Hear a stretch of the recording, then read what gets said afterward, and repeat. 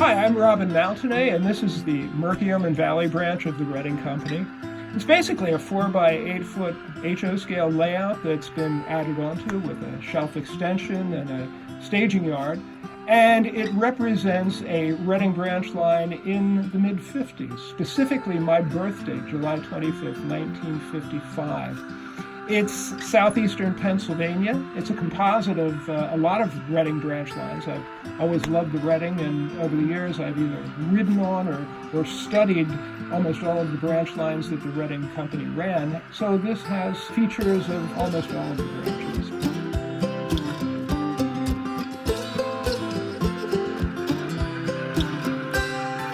The main portion of the layout, the 4 by 8 section, is L-girder construction, very standard solid plywood top, which I've cut away in several areas. Most of the scenery is insulation, but some of it is cardboard and plaster wrap.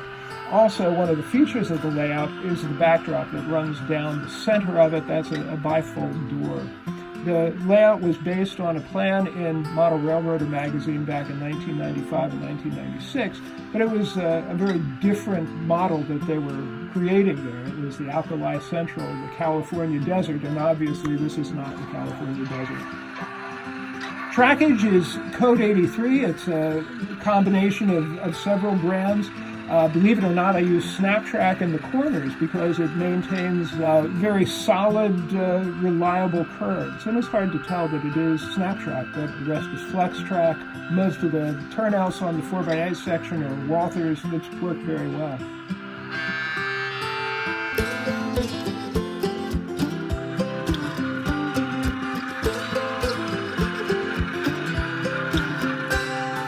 Hypothetically, the railroad runs from Reading, which is represented by the 3-track staging yard.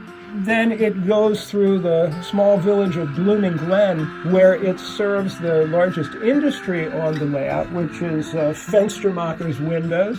It crosses over the Merkiomen Creek, and operationally, a train will take several passes around the layout before it reaches the first town, which is the very small village of Moyers, where it serves Moyers Feed and a team track. Then the train continues again around the circuit a couple of times until it reaches the town of Lenape, which at this point in the line's history is the terminus.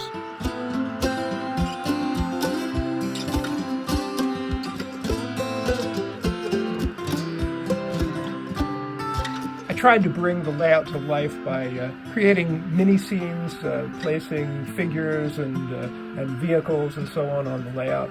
One of the things I realized over the years is that most industries are not a single building, but they're a collection of buildings. And so I think you'll find in most of the industries that are served by the layout and commercial establishments, it's more than a single structure.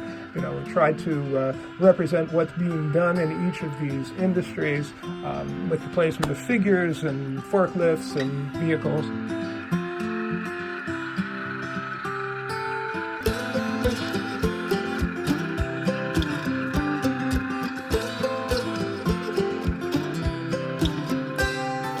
The trains that are operating on the line are representative of what was running on the Reading in the 1950s. The Reading served the Baldwin Locomotive Works, and so it seemed appropriate to include Baldwin locomotives on this model railroad.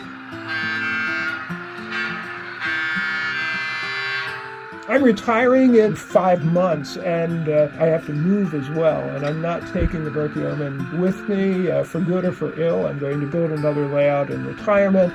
I found a buyer for the Merc. It looks like the Merc is going to be moving to Canada while I move from New Jersey to central Pennsylvania. So it's going to be sad, but the 4 by 8 section of it is more than 15 years old. So I think it's time to start something new. As much as I'll miss it, it'll be fun with the challenges of building a new layout of a different configuration.